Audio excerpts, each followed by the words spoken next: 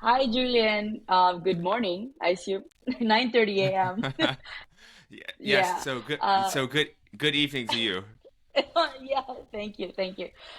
Thank you so much for actually joining me in this episode. So my name is Nicolette. I'm actually the creator for that podcast titled "You're Worthless." Read that again. Juxtaposition of your very soul. Mhm. So before we start, I normally give a bit of introduction of my guests. So let me read out something that I gathered from Podmatch to our listeners today. Okay. So, hey guys, we have Julian Hayes the second here, an author, an executive health and performance advisor, and the founder of Executive Health. These boutique concierge is a one-stop health performance and longevity shop for top CEOs, executives alike. So he has also written hundreds of articles, 300 plus to date, I think, with the majority published with Inc., Entrepreneur Success, and more. So, Julian, can you verify that? Tell us, walk us through a bit about maybe we start with your childhood. Oh, the How was it? childhood. Well, Mm-hmm. hmm, childhood feels like so long ago, but actually it feels like yesterday. So it's kind of a dichotomy with that they're those things. But I think childhood, I was just like a normal kid, a little nerdish. Okay.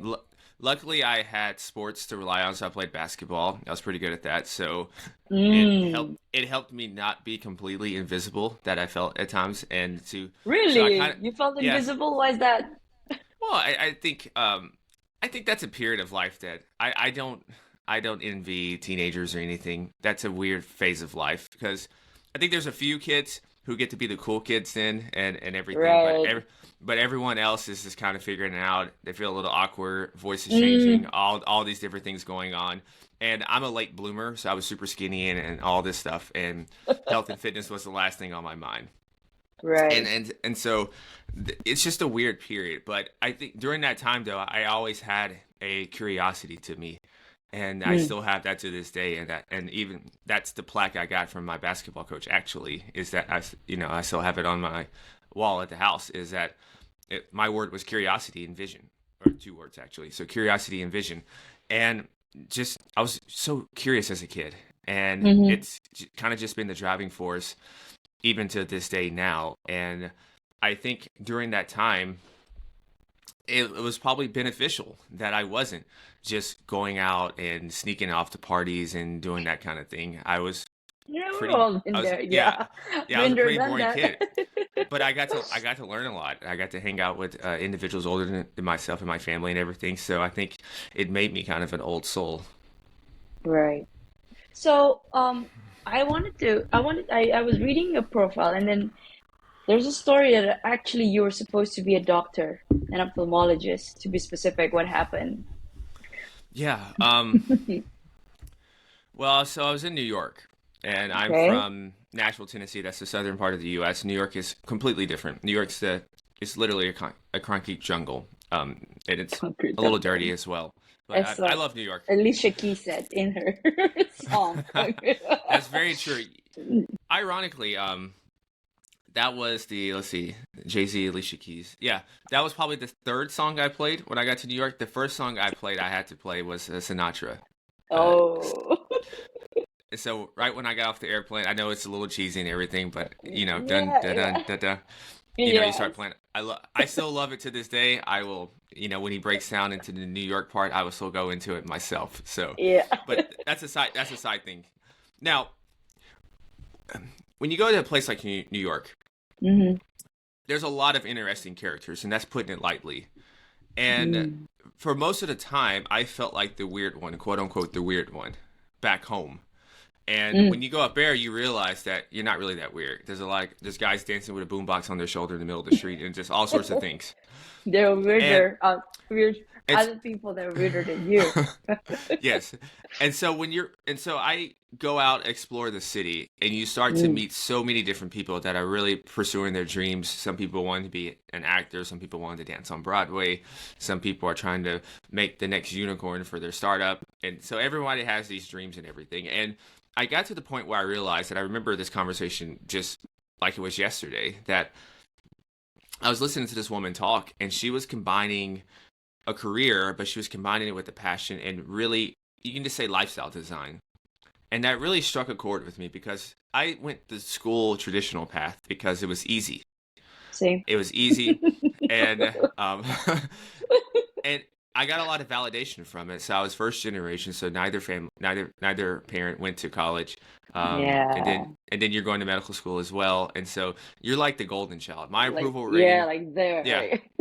yeah. Like if I was a candidate, right, like a political candidate, and they have approval ratings, my Yeah. approval rating would unanimously be Wa- 100% with Wow. my family and everything because it's such a prestigious thing that people put on this because it's a Yeah. title.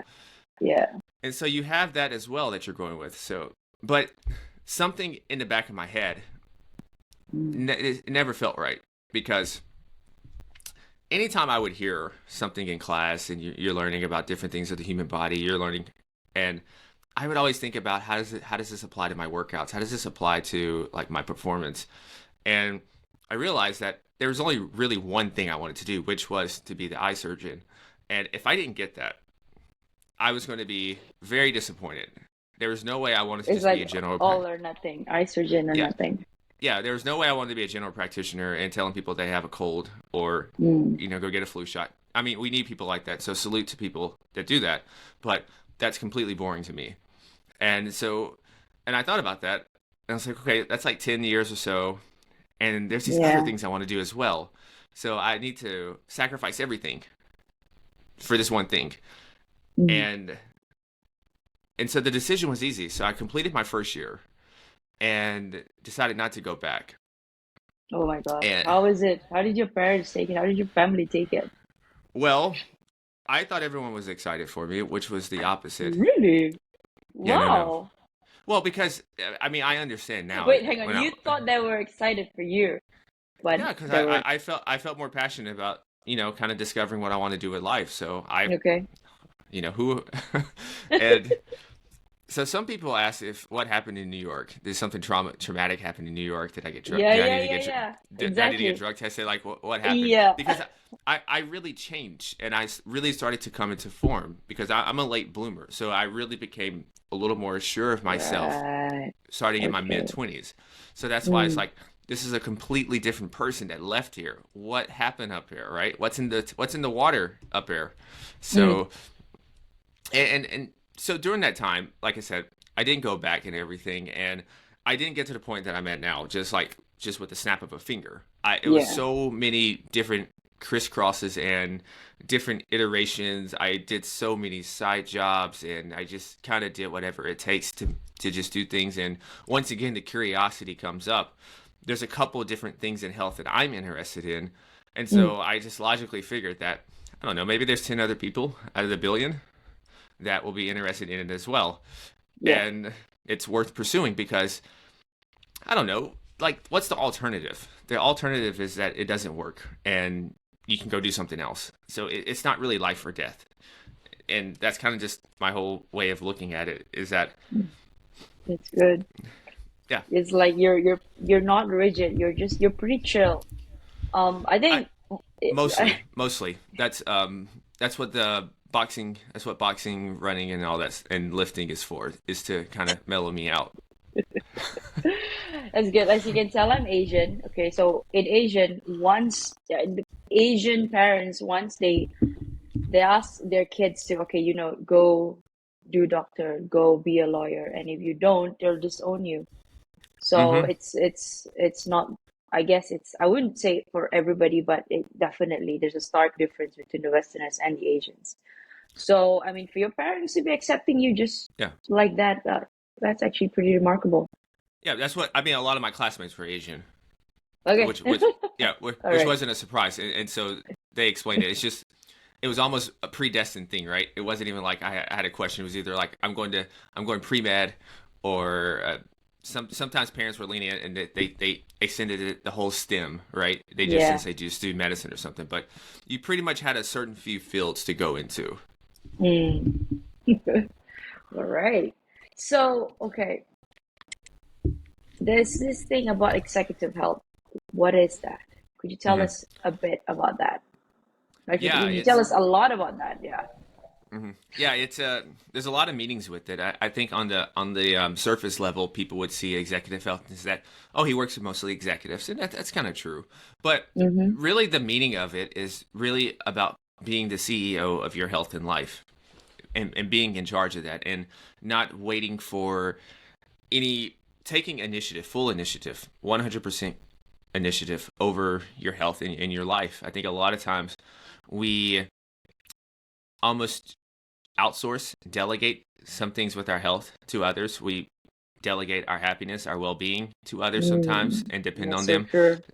So Yeah. it's more of a holistic thing, but it has a double meaning to it. But really, the uh, the part that was most important to me when I rebranded the whole company and renamed it is just that it's about being the true CEO of your health and life, and realizing that we can take extreme ownership and control over nearly every facet of our life. Is it a program? No, so it's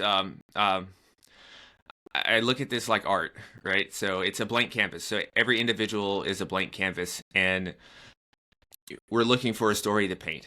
And that story, the painting is their health and their current state of health. And you get that through like a genetic testing, various different blood testings, and when you collect all this data, the data is going to tell you a story of this individual. It's going to tell you how they're living now, how they've been living in the past.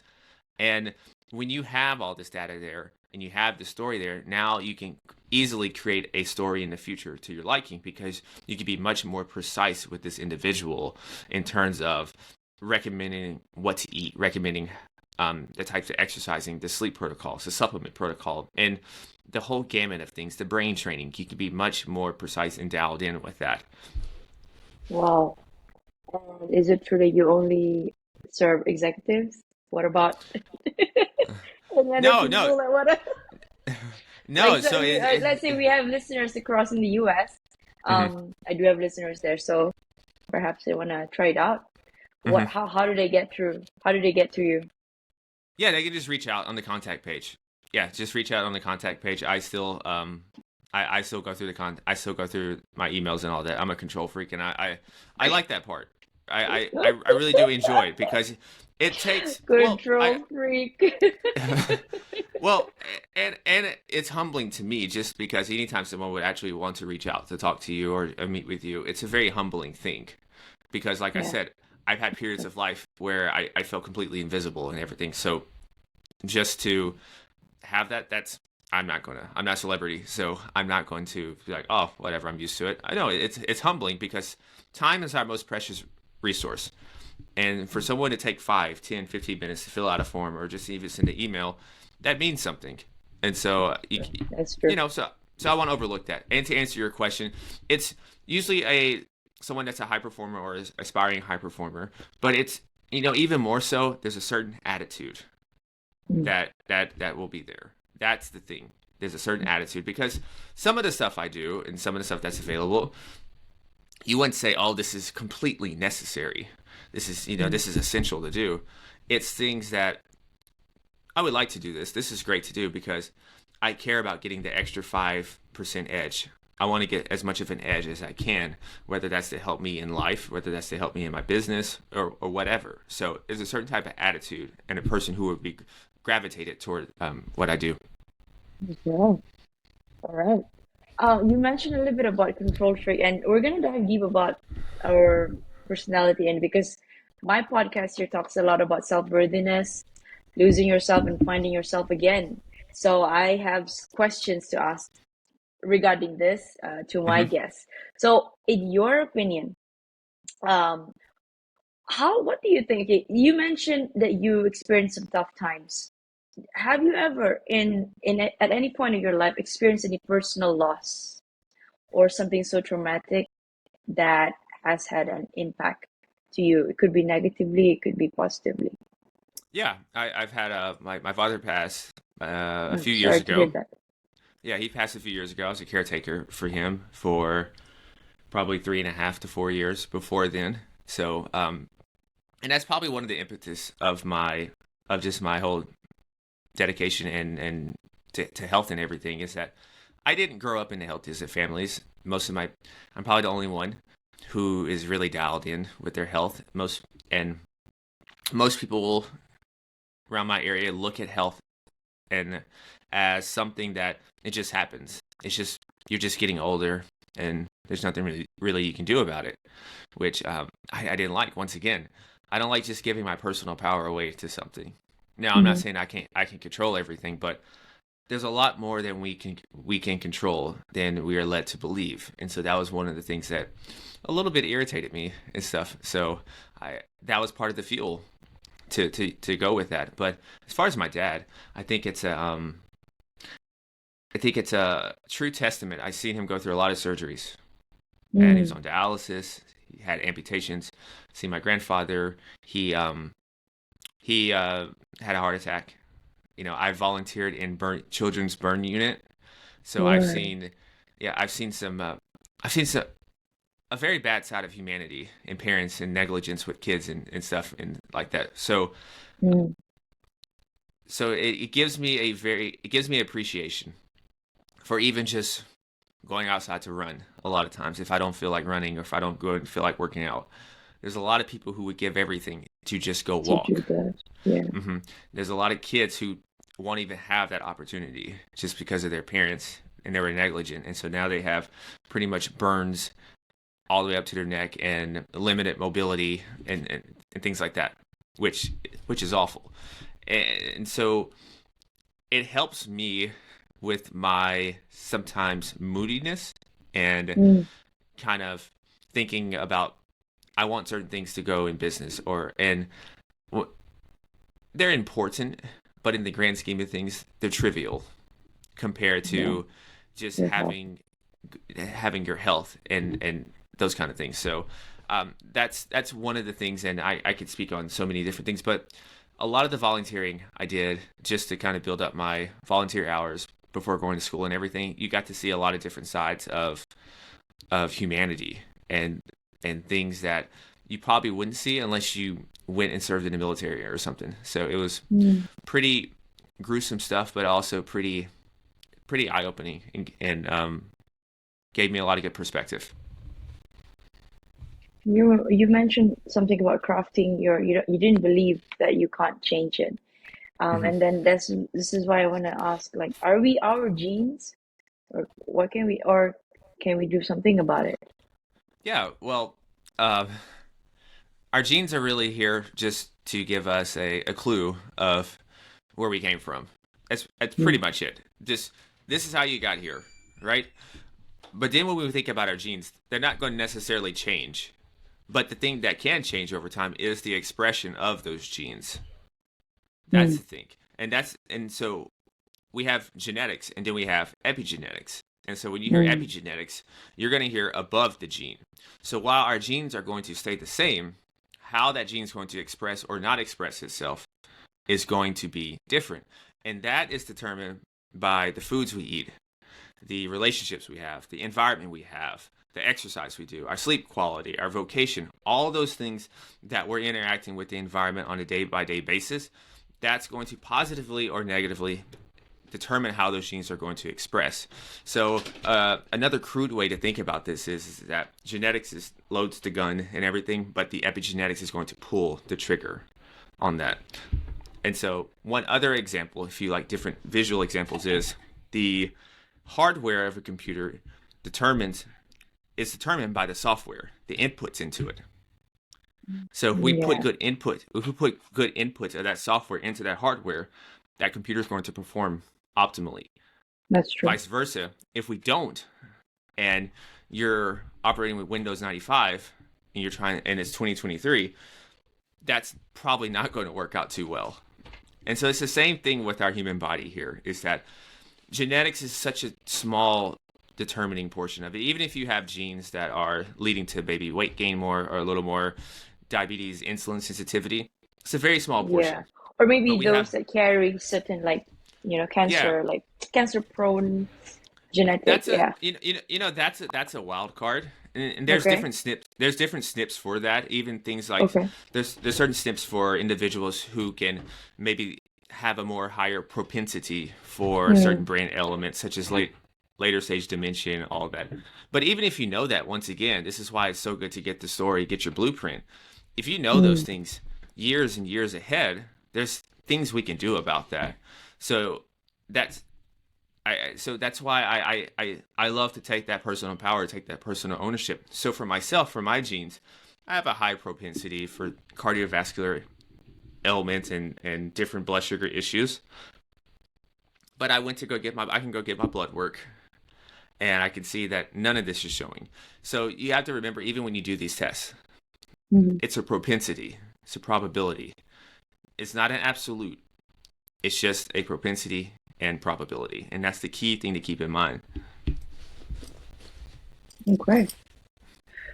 All right. So, what can high-performing athletes teach entrepreneurs about sustaining their peak performance?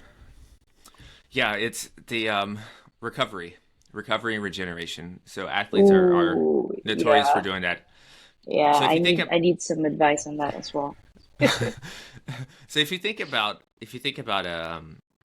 most business people or even a company, usually the more resources a company can get, the more they're going to do, the more they can invest in everything. And you can always just, the more you give, you can always just keep your foot on the pedal. Well, as the human body, it doesn't really exist like that. It has to be a Mm. yin and a yang. You can put your foot on the gas a Go lot, and stop, break, and but then you also have to make continue. sure that you to use your brakes a little bit. And so Yeah. that's the thing. There is the recovery and rejuvenation that so many skip out on, and Mm. I'm a little guilty of that as well. I don't care to sleep. It's Oh. necessary, so I do it. So I do it. Okay. If you could eliminate sleep, would you eliminate it? Absolutely.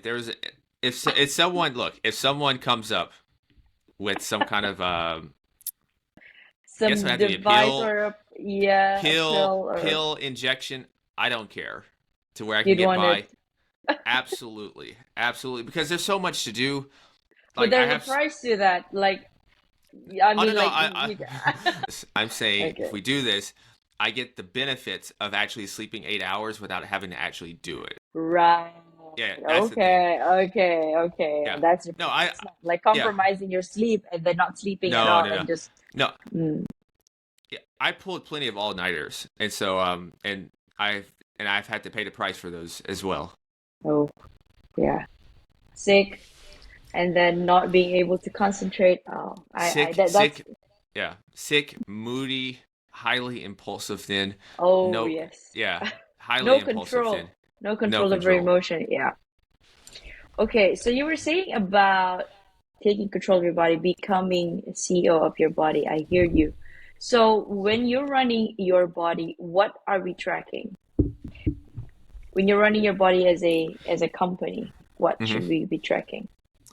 Well, this is going to depend on the individual. Now, Okay. there's levels of detail to it, but on a basic level, Yeah. tracking your sleep is a great first step, and not just how many hours you sleep, but the quality of your sleep.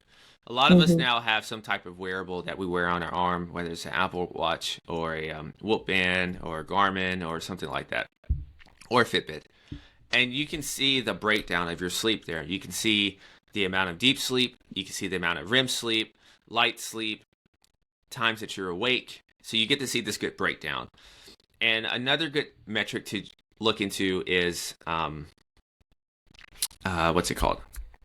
Heart rate. You can look into your heart rate, Yeah. and there's one called HRV, which is heart rate variability, and I believe most of these devices now also has a respiratory rate, which is Right. good. And then you can also get your oxygen saturation as well. So those are a Mm-hmm. few basic ones. And when you're thinking about activity, some people need to start with steps. I get plenty of steps in a day, so I don't keep up with my steps. I get too many steps probably What do you do? What do sometimes. you do to get that to clock those steps? Do you Well, walk or no, you run? so I run most days, and then I also lift weights some of those days as well, and then I Right. sometimes box or bike. So I'm pretty active, and then if not, then I'll just go for a walk as well. So how So much time I do you think devote? Sorry, you were for saying. me, yeah, how much time do I devote? a day Yeah. to Yeah. exercising? Yes. Probably between an hour and a half, 2 hours. Okay. Yeah. I don't know.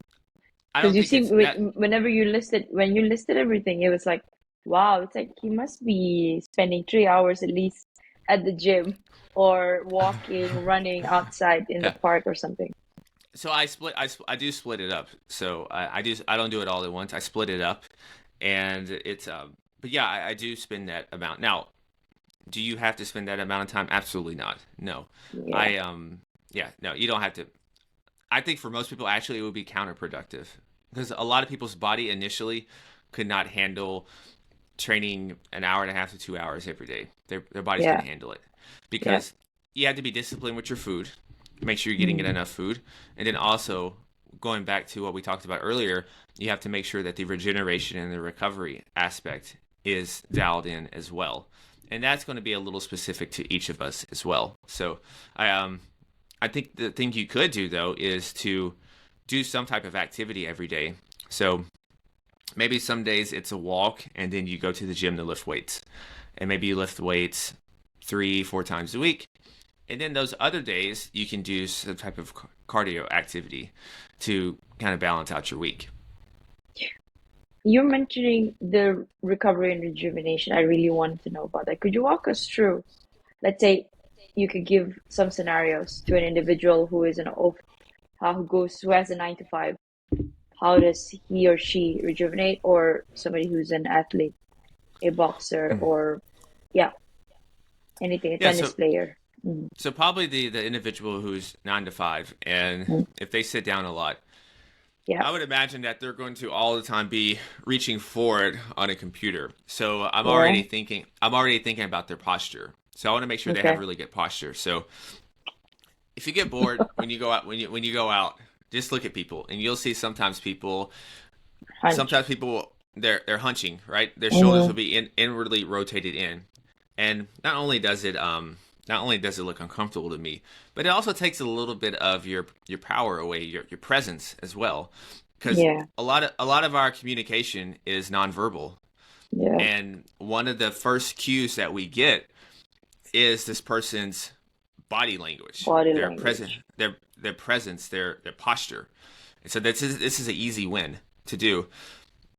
So with that said, so that individual who has that, I would have them do a mobility routine, which I do different mobility routine. You can say it's yoga, you can say it's stretching.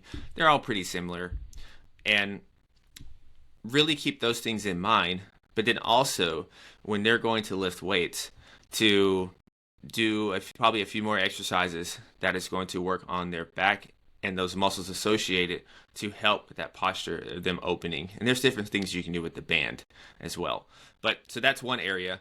Most likely they're probably going to have tight hips, I think, usually And back. people. Yeah. Back a little bit, yeah. That's probably an area as well. So you think about those key areas right there. And sometimes even with low back pain with people, that's not necessarily due to their back, but it's actually due to their hamstrings and their glutes. Ah. So when you're working out, you put a little more emphasis on working your glutes and working your hamstrings, and then that's going to actually help your low back out. Right. And for someone who's maybe more similar to me, who's Yeah. probably Who actually, excessively exercises and probably is bordering on overtraining as well, or you know, and the thing is though, one of the reasons probably why I do it and probably why a lot of other individuals do it is if you have a lot of pent up energy and you don't mm, put that, and if you don't put it toward exercising, you're going to put it toward something else that's probably not as productive. And so this is mm, just a great outlet to do. And so, but for that individual, the thing that you're going to worry about is, of course, it's injury prevention, but it's also things like inflammation. So really want them to monitor their inflammation. Now, for both groups here, you're going to get blood work. Um, Different ages can probably, you know, probably younger people can probably get it maybe once a year is probably good for them. And then mm. as you get older, maybe you do it more frequently throughout the year. But so this individual, you're looking into inflammation and probably other aches and pains that that you maybe have, or areas that you probably could have. So for me, since I run a lot, I really make sure Your things knee, right? like my, well, the cool thing with, well, I guess not the cool thing, but the ironic thing with runners is that there's going to be some area of the lower body that's going to be your problem area. Yeah, exactly. Yeah. Yeah, Some I people it's the remember. knees, some people it's the hips, some people Yeah, it's their hamstrings, some people it's their feet, some people it's their ankle. So for me, it was my ankle and right. feet a little bit, and that's because Hmm. those are the areas I hurt playing basketball. Ah, So with me knowing these things in mind, I'm going to dedicate a little more attention to those areas mm, because those are the potential areas that could go um, haywire off, if right. if if if I get injured, right? Or those are the areas that are most least likely to become injured for me. So this is kind of how I look at it, even with the genetics that we talked about earlier. We all have a kryptonite. We all have something Mm, that if something goes off plan, this is the most likely area that is going to occur in. And so that's how I like to think about this. And so if we can determine that, then we can do our best to stay ahead and prevent those things from coming. So if someone I know has hip problems, we need to get ahead of that and let's train the hips. Let's put a little extra attention to strengthening those hips. mm, And then that's going to help everything else. And so for myself, I mean, ankle's not necessarily a muscle, but there's things you can do for ankle mobility and my feet, starting with shoes. I got shoes that are a little more stability that helps with my inward pronation. It's a very mm, small detail, but it makes a huge difference. yeah. And so that's the thing that both the 9 to 5er and the we could say the weekend warrior athlete or the overtrained athlete. Yeah. It's Okay. it's it's really doing a thorough, deep audit of Analysis. yourself Mm, Absolutely. This is the preliminary work. So a lot of times people immediately jump into just a workout program. They immediately jump into some type of diet or something. And they don't take into account one, their personality, their psychological makeup, their day-to-day lifestyle, and does it even make sense for them? So these are a lot of things that people don't ask because a lot of people don't like asking questions. But mm. for a lot of us, it's imperative to slow down so we can then speed up. And as we speeding up, we're going to hit fewer and fewer potholes and bumps because we did this preliminary work at the very beginning of the process. And in that process, getting stronger to get through all those bumps, if Hmm. there's any in front. Well, there's bound to be Hmm. bumps. Yeah, and so when you're thinking about working out, when you're thinking about training, I know we a lot of times we think about the aesthetics, we think about the outside appearance, Yeah. but really and truly, you're building resilience. How we're gonna look at summer How am I going to look at the bod? beach, the summer Yeah. bod, the beach, the bikini, the swimsuit, and Yes. all that stuff? The Yeah, but dress or whatever. yeah, Yeah. you're really built. That's exciting to do. I would be lying if I said I didn't think about that. I visualize probably from day one of just how I would look in a suit, how I would look in a blazer, a t-shirt. I had those things because you got to have some type of vision. So when you're going through something at the very beginning, and I bet even like when you're podcasting, when you started podcasting, it's episode one or Yeah. two. You feel super nervous. You're like, what am I Oh yeah. doing? Who's going to listen to this? I feel nervous. There's so many things, right? Yes. But you could think about this, but you could think about the vision. You could think about the destination of where you're going, and that's enough excitement to get you through. So whatever gets you excited, do that. But realize at the end of the day, though, back to the training, is that you're building resilience. It's Mm, not really about avoiding getting sick, avoiding getting injured. Those things are going to happen. That's part of the human experience. But yeah. the thing that we want to look into is how quickly can we bounce back? And that's one of the true signs of health is that if I get knocked down, maybe it takes the average individual 5 days to recover and get back up to speed. And maybe it takes me only 3 days or 2 days and I'm back again. That's a win in my book. Yeah, because okay, coming back to the exercise, the posture, I think whenever I sometimes lift weights too. I try Hmm. to. And it's it's weird that this side here, it's making a clicking sound whenever I lift that. And this one was pretty normal, and I can lift this one anything stronger with this hand. So you're saying, and often I would say, you know what, you're just this one is just weak. But I think that I shouldn't discredit this, and No, if you you hear it know, clicking, that's yeah, probably it needs some work. Obviously, okay. yeah, it's hard. It's hard. Isn't it It's like the cartilage or the joint? probably I mean, I didn't get it probably a checked, yeah, but it's there. Like, pro- I mean, probably a right now, joint. no. Yeah, If it's heavy, then yeah, yeah. I'd hear it. I think probably some type of joint. Yeah, definitely a joint, most likely. Which joint Mm, I cannot probably tell you off the top of my head, yeah. but it's most definitely any type of clicking. I would say it's some type of joint or something in there that's Mm, causing that. So, and that may be to maybe a previous injury that you had, maybe, or yeah. I used to be in maybe. a martial art before, but Oh, okay, yeah, okay. few years back, yeah. Probably I heard it, but I've forgotten. It's been a while. So it's probably something along the lines of that. But even here though, if you can get that checked out, just hypothetically, you get it checked out, and they tell you what it is. Now you have a precise plan once again to build that up, and then you can go about your day to day Mm, life and your routine of building strength up. So I mean that's it's not the most exciting thing, but I remember when I slightly tore my pec minor one time uh, because I was a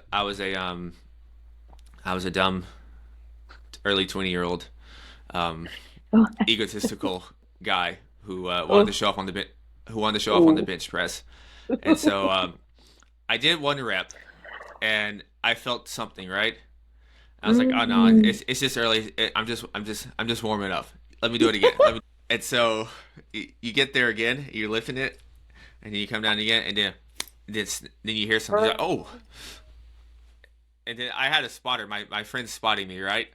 And then I looked up immediately, like half of my arm turns purple. I'm like, he's like, oh man, I don't think that looks good. It's like, oh, you think?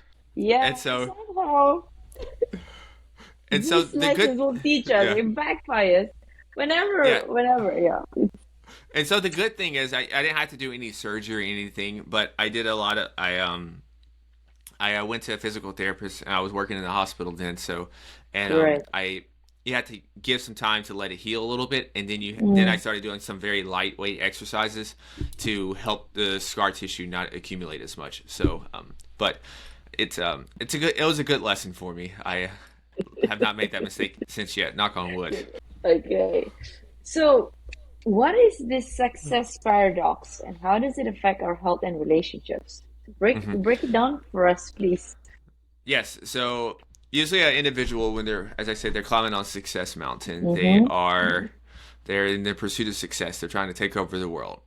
And as they're doing this more and more, they're getting the more of the notoriety, they're getting more of the success. Typically what comes along with that as a added side package that sometimes is known and maybe an unknown is you have more responsibilities now. You're much Yeah. more in demand. Yeah. Most of the people who are going to experience this, they have a personal life that they have to attend to. Maybe that's a family, maybe it's kids included as well. So they have a personal life as well.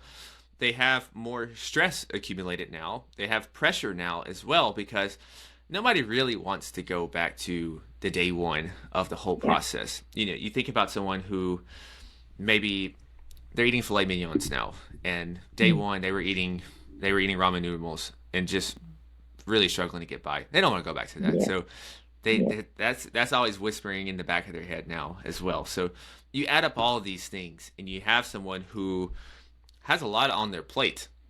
And the thing that Mm. unintentionally then gets left out is their personal well-being, is their health routine. And so a lot of times these types of people, they don't get out of shape or start to get poorer health. It's not out of negligence really. A lot of times it's just they have all these other things, and they're not properly structuring, organizing those things.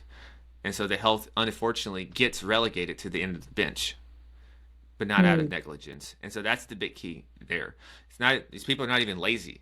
You can't have any worthwhile, successful endeavor and be lazy. That's impossible. Everything takes work. Okay. So, what are the couple of reasons that cause us to age faster than we should be? Well, I think the easy one Stress. is absolutely stress. And it's not even, and when we say stress, that's such a broad term, but But people there's so always say many. there's good stress Hmm. Yep, and then there's bad stress. that's the you stress is the good stress. And when you're working out, that's a stress. That's a good stress. You're building your body, or you're breaking it down then, but it's going to build back up stronger for Mm. that very thing. But we have physical stress. We have relational stress. We have Mm. emotional stress, mental stress. We even have some spiritual stress. We can even have financial stress. There's so many different types of stress. So when we say stress, of course it could be that, but what type? What's going on in your life? You can have people who on the surface they have they seem to have everything. They have a successful company, business, or job. They they can do different lifestyle things, but something's missing and they just are stressed. Why are they like this? Well, maybe their spiritual world is upended, or maybe they have no fulfillment or whatnot. So there's so many different ways that this can look, so many different masks that stress can have. And even with saying that, it's not the goal to just, I want to get rid of all the stress in my life and I just want to live stress free. That's sounds like a fairy tale, and it sounds boring because Mm. um, what you are probably looking for instead is, I'm looking for a way to mitigate my stress. I'm looking for a way to take control of my stress and not let it control me, but me to control that. I'm looking to just feel in control of my life. Those are probably the things that we are looking for. So that's a key one, because that usually leads to someone who is has unmitigated stress, feeling out of control. That's usually going to lead that individual to probably make poor decisions in terms of with their food and their fitness routine, and probably even their relationships, or they might even start to use alcohol more and abuse that as well, or other substances. And another big easy one is, of course, too much alcohol, smoking, those kind of things. That's a I think that's a given now.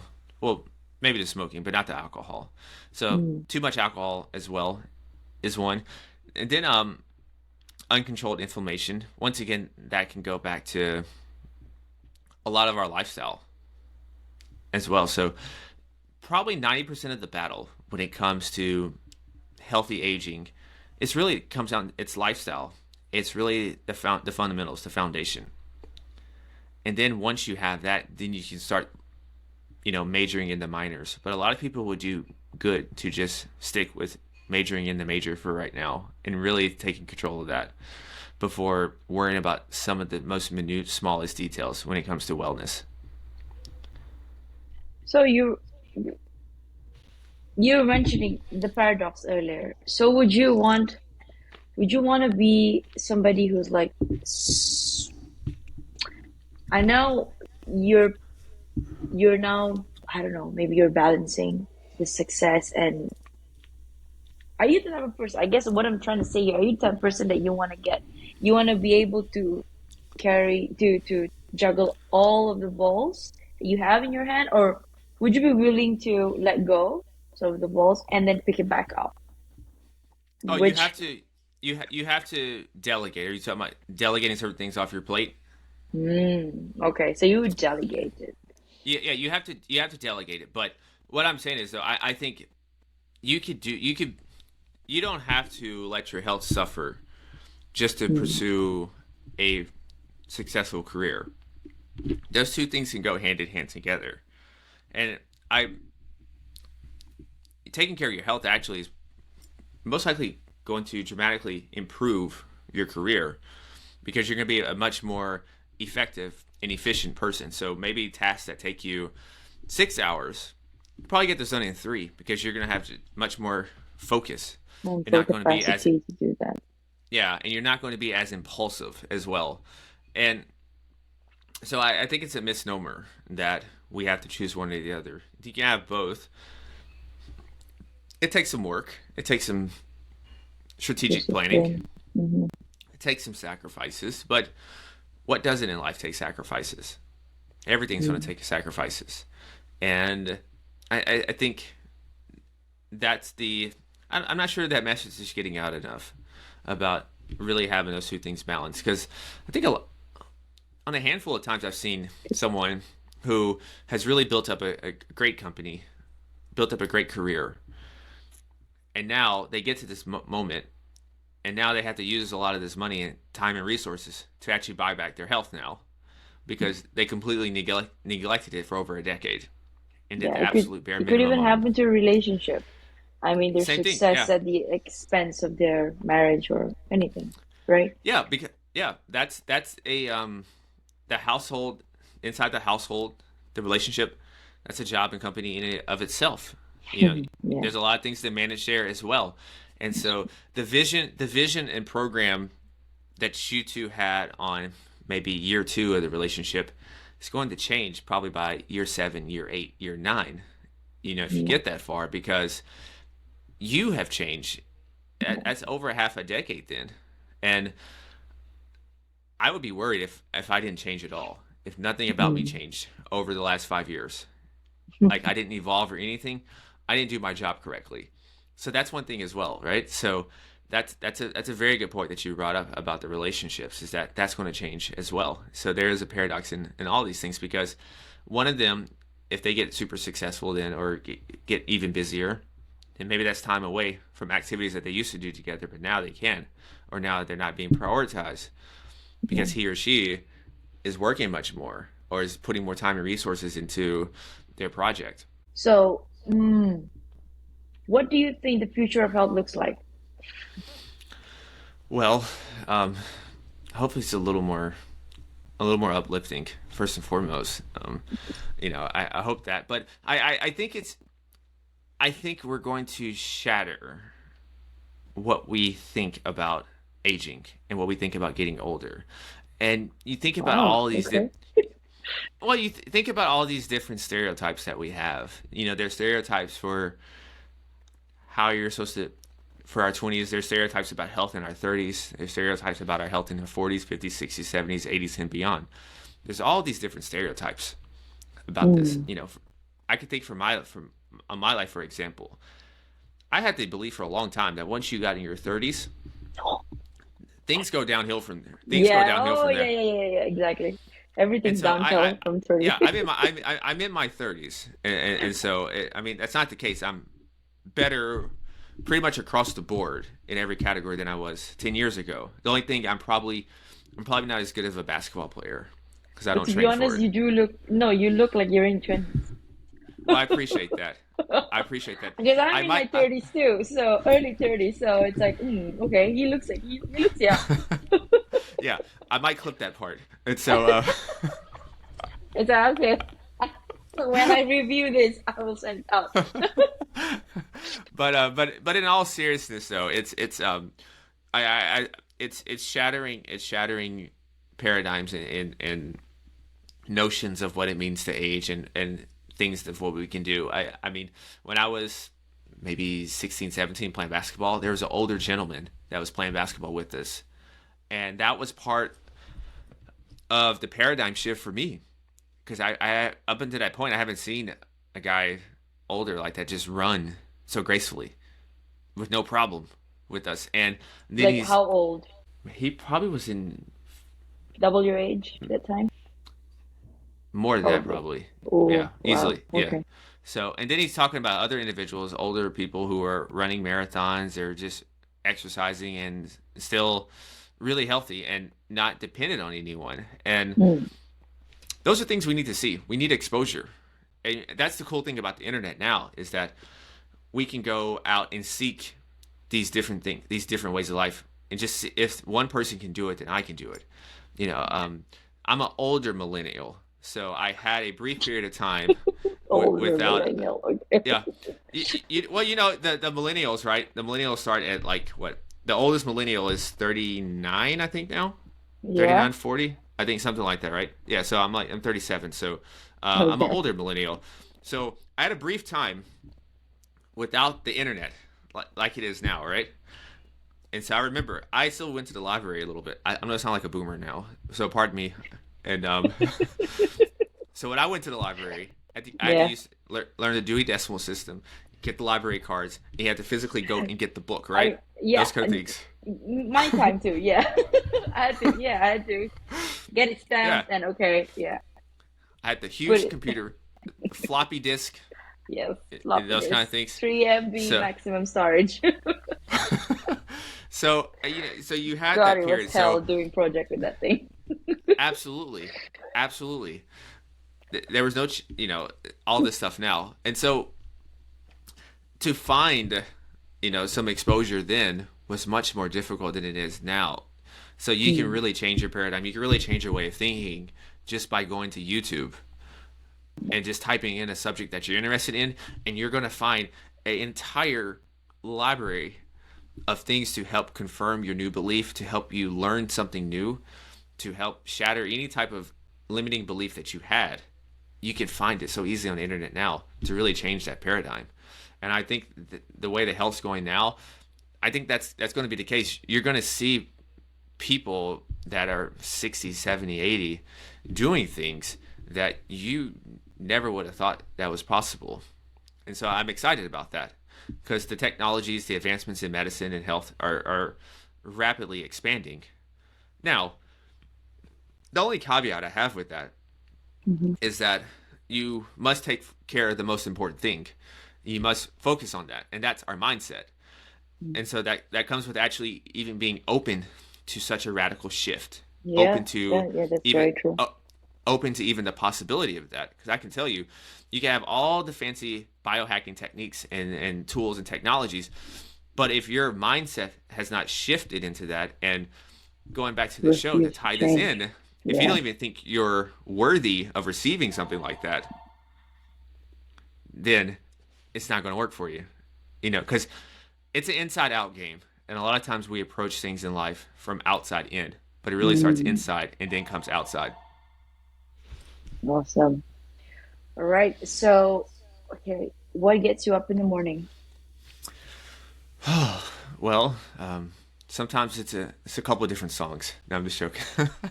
But You can share it. You can share it to no, us.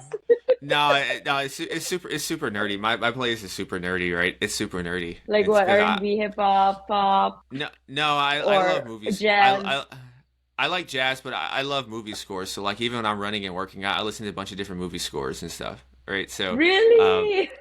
yeah, I have a bunch of different stuff Wow. from The Dark Knight. I have a lot of different James Bond songs. I have and Wow. I have a ton of Mission Impossible songs. Right. So I love that there's a new movie because that means there's a new That adds soundtrack. into your Yeah, collection. Yeah. there's another one next year, so that's more songs. So I'm so Okay. You're the but first person that actually admitted to liking that kind of playlist while you're working out. Okay. Amazing. absolute I yeah, look, I could probably have a whole podcast show Podcast just for just that. talking How about much you music love and music. Yeah, yeah. and because I'm going to finish this part about what gets me up in the morning, but just a quick thing Mm. on this is that music is so powerful. So I was the only child, and the cool thing about music. Oh, you were only child too. No, no, no. But music Oh, is okay. powerful. Yeah, Oh, okay. my Okay. inclination to music is, yeah, I've given it up to my Yeah. parents for Yeah. exposing that to me. And music can give you any type of feeling that you're seeking. And so Mm, yeah. a lot of those movie scores and everything is I want to feel adventurous, I want to feel heroic. And so that those songs make you feel that, right? Just by the composition of it, right? So I Yeah. don't really need the thing with the hip hop and all and the rap and to work out with because it's a different kind of frequency. Mm-hmm. It's different kind of rhythm, and if anything, it's gonna throw Right. me off. It's gonna throw me off my Okay. cadence. So like with this is the tempo I want, right? It's it's a little dramatic, and it's this sometimes some of the songs it's just slow, it's just subtle, subtle, subtle, and then boom, And and then it's boom. just Yeah. yeah. So you have that. But what gets me up in the morning is really just the opportunity to create something from nothing. And I just, I realized that I was in a lucky position to just even be where I am today. Going back with some of the previous experiences that I've seen and been exposed to, I took it for granted until I started getting out in the real world. Um, Started going to college and then going to grad school, eventually in New York. And you talk to other families, you talk to other kids, and you realize, oh, I had it pretty good. I just took this for granted. So Yeah. you actually have a bigger appreciation for your parents than you did Yeah. initially, right?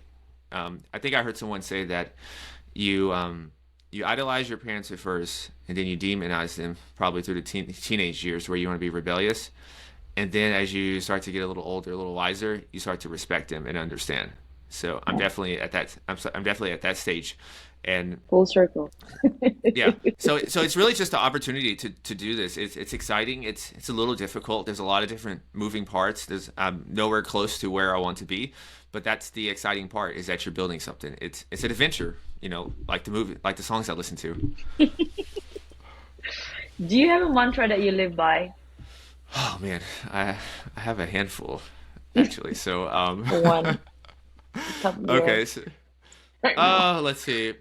One that I heard that I've adopted recently is that pressure is a privilege, obstacles are opportunities. So Wow, I don't know where I heard that that's a from, good but one. I really liked it. Treasure is a privilege. Obstacle is Yeah, an it's opportunity. opportunity. Yeah. Then I think another one I have. I just say I am the storm. So there's a whole saying before that, but that's just the sum of it. And so it's it was in one of the Mission Impossible movies. They changed the quotes from the original from the author, but it's Right. basically fate whispers. Let's see, fate whispers to the warrior, a storm is coming. That's what they say in the movie, but the real thing is fate whispers to the warrior, you cannot withstand the storm, and then the warrior whispers back I to am the fate storm. and says, I am the storm. And so that's all Oh, about and so that's all about, I don't care what fate says, I am the storm, and so I'm going to take control of my fate. And so that's why I like that one. So sometimes when I'm running, I do various affirmations because that's the time where I feel most I feel most alive, and also I'm not thinking about anything other during the day. And so your head's a little clearer then, and I think that's a great opportunity then to affirm affirmations to yourself, right, as you're doing this. And then another good thing, just to add on to this, is to record yourself. Record some of your best affirmations, record some of your statements, your I am statements, and listen to it three to four times a day, and just brainwash yourself. Get a little delusional. I mean, cool that yeah. I've been called a little delusional, right? But I'm living in another world. I'm ignoring this 3D world, and I'm working on creating my own world, right? And like we said earlier, this starts inside and becomes outside. So whatever you're thinking, whatever you're seeking to become, you become that thing first by embodying that person, and you take that feeling and think about that feeling of if you were that person right now, how does that person feel? How does that person move? How does he operate? And you embody that now, and then and then that thing comes to you. Not to get too woo wooey, but that's it in a nutshell. I love that. So, if you could create a quote, last question, if you could create a quote right now for you to leave to the audience listening and the world as your legacy, what would it be? Let's see. Just do it for the intention, not the attention. Oh, mic drop. In for the attention, not the attention. Yeah. Okay, I think a lot of people get called out by that. But that's a good one. That's a very good one. Yeah. And Yeah. that pressure is privilege, obstacles and opportunity. That's a good one too. Right. So do you have Instagram? Because when this airs, I do want to Yeah. tag you. How do I do that? No, I actually I am actually probably one of few Okay. individuals. I do not have an Instagram That's fine. right now. That's fine. Um, I might get a what's it called, a TikTok, maybe a TikTok later. I don't know. I'm not too big on social. Okay, But that is yeah, perfectly fine. Not to worry. So what I'm gonna do is when this airs, I'll clip some and I'll send it over to you if you want to, and then you can publish it anywhere. But anyway, this is absolutely. I'll share it on we're connected on LinkedIn, so I yeah, can share it there for you. yeah, Yep, I can share it there, and yeah, we can go from there. But I enjoyed this. fantastic. Likewise, Julian. Thank you so much. Finally, our Thank you. yeah, Yeah, thank you for having me. What part of the world are you in? Malaysia, Kuala Lumpur.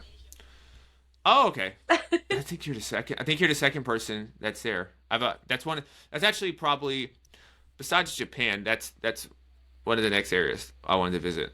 But, Cool. yeah, Yes, yes. If you do I come by, you know, let me know on LinkedIn.